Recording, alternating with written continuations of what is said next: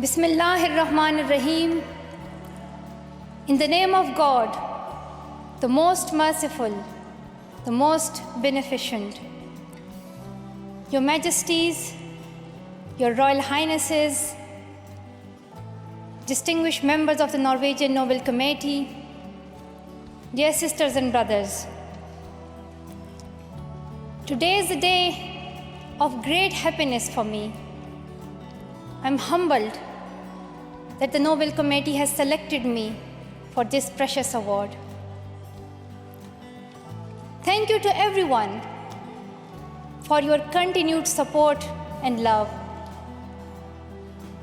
Thank you for the letters and cards that I still receive from all around the world.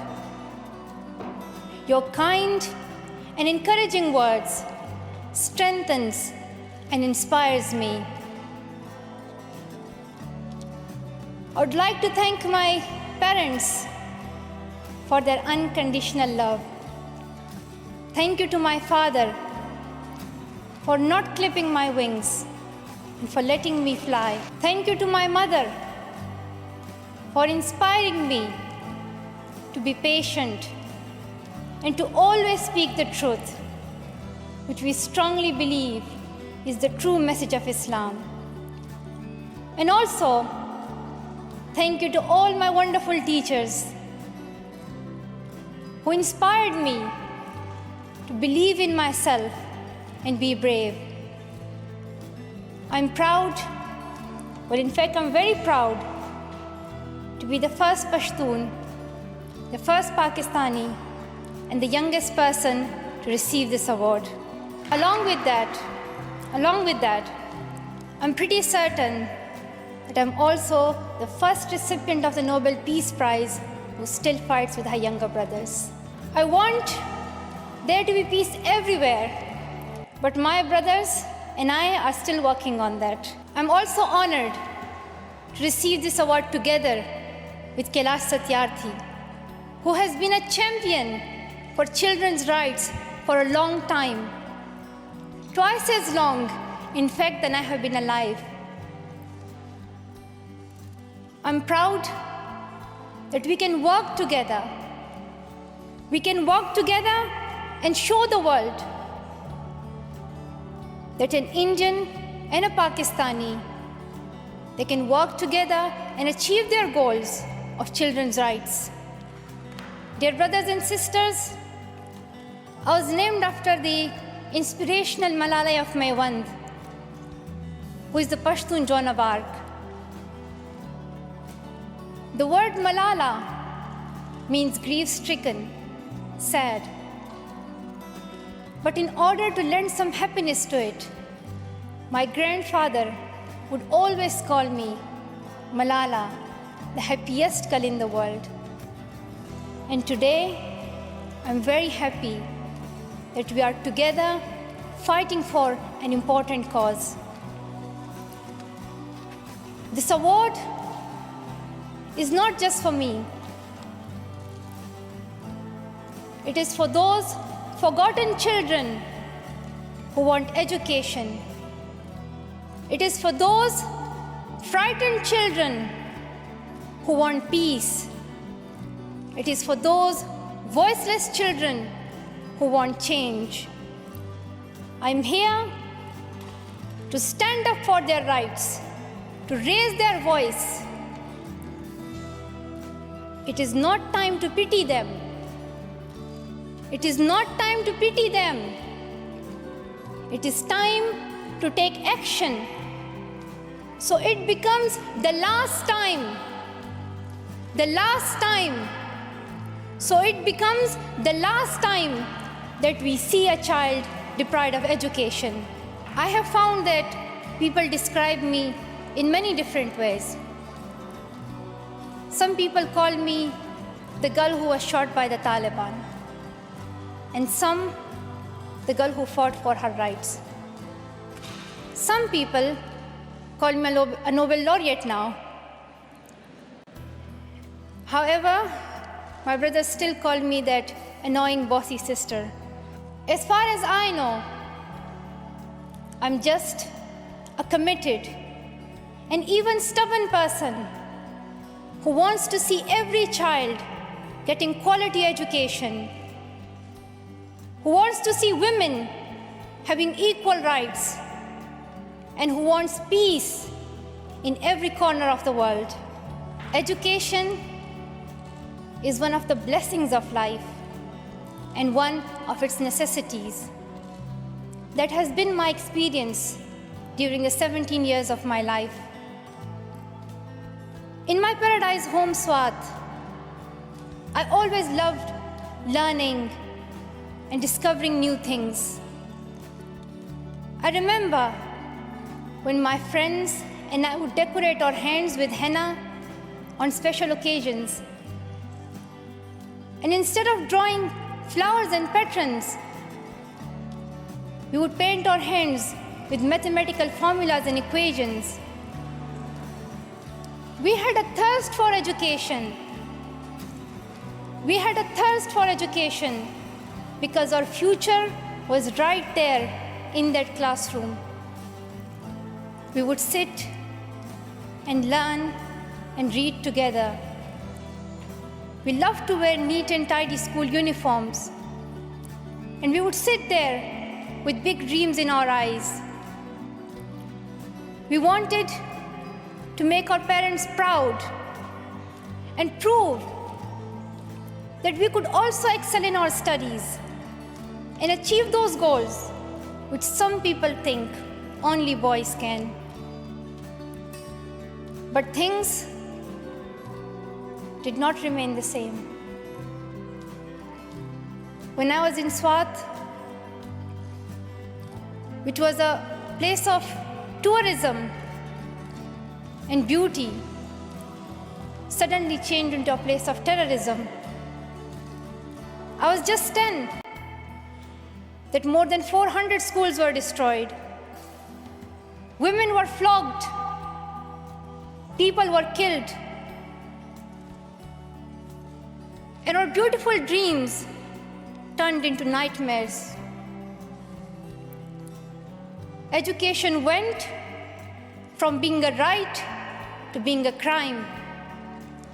Girls were stopped from going to school. We could not just stand by and see those injustices of the terrorists, denying our rights, ruthlessly killing people, and misusing the name of Islam. We decided to raise our voice and tell them, have you not learned that in the Holy Quran Allah says, if you kill one person, it is as if you kill the whole humanity? Do you not know that Muhammad, peace be upon him, the Prophet of mercy, he says, do not harm yourself or others? And do you not know that the very first word of the Holy Quran is the word Iqra, which means read? The terrorists tried to stop us and attacked me and my friends who are here today on our school bus in 2012.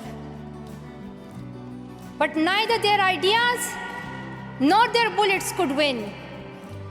We survived. And since that day, our voices have grown louder and louder. I tell my story not because it is unique, but because it is not. It is the story of many girls. Today, I tell their stories too. I have brought with me some of my sisters from Pakistan, from Nigeria, and from Syria who share this story.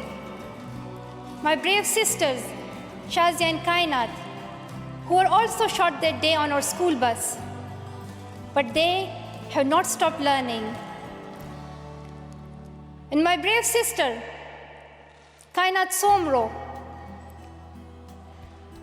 who went through severe abuse and extreme violence. Even her brother was killed, but she did not succumb. Also my sisters here, whom I have met during my Malala Fund campaign. My 16-year-old courageous sister, Mozoon, from Syria, who now lives in Jordan as a refugee. And she goes from tent to tent, encouraging girls and boys to learn. And my sister, Amina, from the north of Nigeria, where Boko Haram threatens and stops girls and even kidnaps girls just for wanting to go to school. Though I appear as one girl, one person who is 5 foot 2 inches tall, if you include my high heels, it means I'm 5 foot only. I am not a lone voice. I'm not a lone voice. I am many. I am Malala, but I'm also Shazia. I'm Kainat Somro. I am Mozoon. I am Amina. I am those 66 million girls who are deprived of education. And today, I'm not raising my voice. It is the voice of those 66 million girls. Sometimes people like to ask me, why should girls go to school? Why is it important for them? But I think the more important question is, why shouldn't they? Why shouldn't they have this right to go to school? Dear brothers and sisters, today, in half of the world, we see rapid progress and development. However, there are many countries where millions still suffer from the very old problems of war, poverty, and injustice. We still see conflicts in which innocent people lose their lives and children become orphans. We see many people becoming refugees in Syria, Gaza, and Iraq. In Afghanistan, we see families being killed in suicide attacks and bomb blasts. Many children in Africa do not have access to education because of poverty. And as I said, we still see girls who have no freedom to go to school in the north of Nigeria.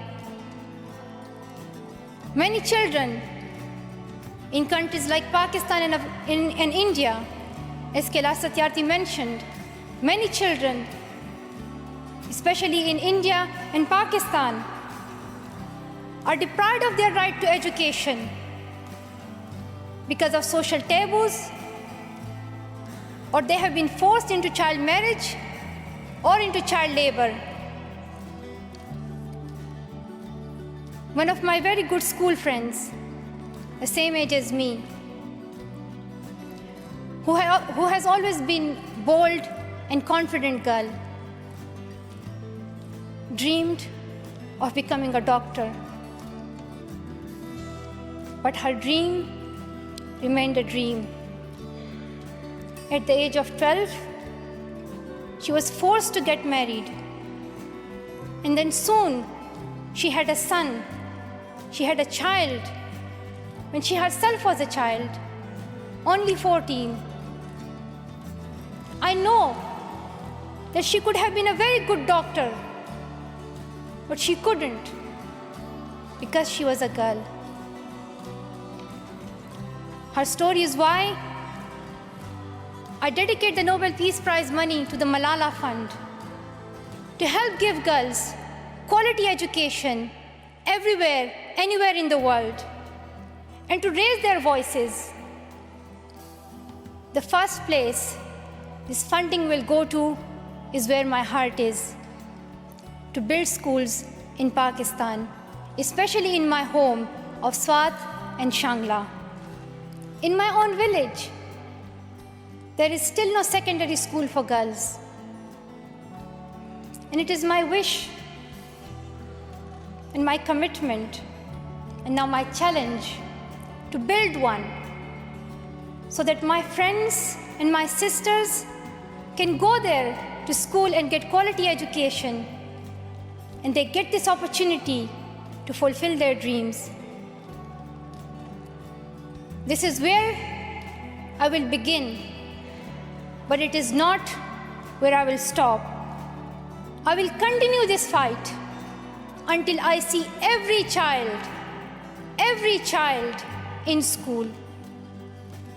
Dear brothers and sisters, great people who brought change, like Martin Luther King and Nelson Mandela, Mother Teresa and Aung San Suu Kyi, once stood here on this stage. I hope the steps that Kailash Satyarthi and I have taken so far and will take on this journey will also bring change, lasting change. My great hope is that this will be the last time. This will be the last time we must fight for education. Let's solve this once and for all. We have already taken many steps. Now it is time to take a leap. It is not time to tell the world leaders to realize how important education is. They already know it. Their own children are in good schools. Now it is time to call them to take action for the rest of the world's children. We ask the world leaders to unite and make education their top priority. 15 years ago, the world leaders decided on a set of global goals, the Millennium Development Goals. In the years that have followed, we have seen some progress. The number of children out of school has been halved, as Kailash Satyarthi said. However, the world focused only on primary education, and progress did not reach everyone. In year 2015, representatives from all around the world will meet in the United Nations to set the next set of goals, Sustainable Development Goals. This will set the world's ambition for the next generations. The world can no longer accept that basic education is enough. Why do leaders accept that for children in developing countries, only basic literacy is sufficient when their own children do homework in algebra, mathematics, science, and physics?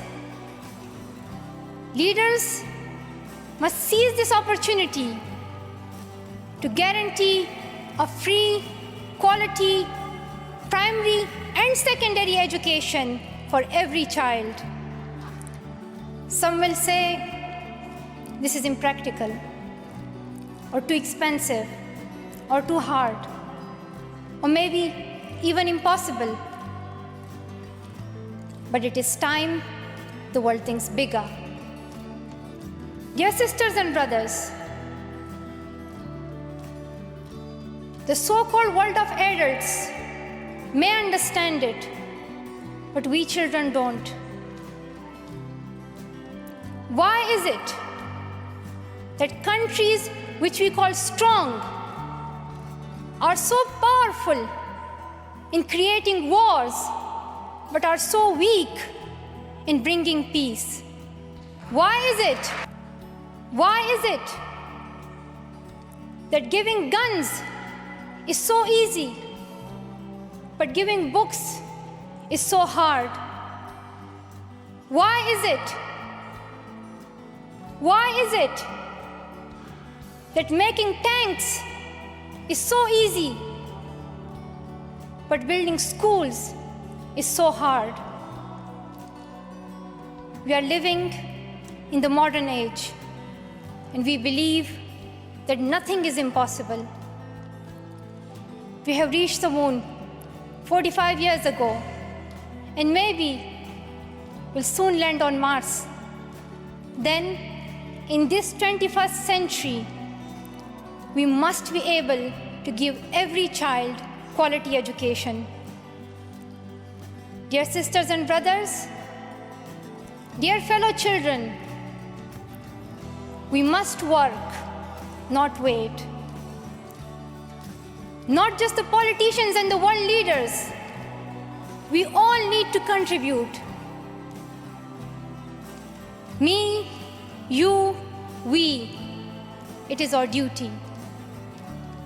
Let us become the first generation to decide to be the last. Let us become the first generation that decides to be the last, that sees empty classrooms, lost childhoods, and wasted potentials. Let this be the last time that a girl or a boy spends their childhood in a factory. Let this be the last time that a girl is forced into early child marriage. Let this be the last time that a child loses life in war. Let this be the last time that we see a child out of school. Let this end with us. Let's begin this ending together, today, right here, right now. Let's begin this ending now. Thank you so much. Thank you.